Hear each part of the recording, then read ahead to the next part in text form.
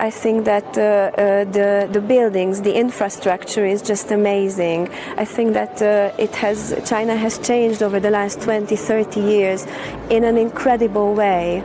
And for a European person to see this, it's such a huge difference, you know. It is a very fast-paced modernization, as I can see. So I'm very impressed, actually. It's impressive because you have a technological progress which is very important, very impressive for us as Westerners too.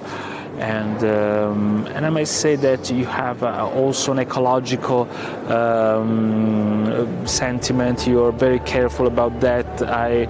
I've seen a lot of electrical cars in the streets, so I think that's important for the planet and so for everybody, not only for you, also for us in the Western world. والآن الزيارة الثانية، لكني معك يعني بكل أمانة أتكلم بالانبهار الكبير اللي أنا شفته في الصين والتقدم التكنولوجي، ويعني البنية التحتية ونجاح البنية التحتية ومدن جديدة ما شاء الله. الصين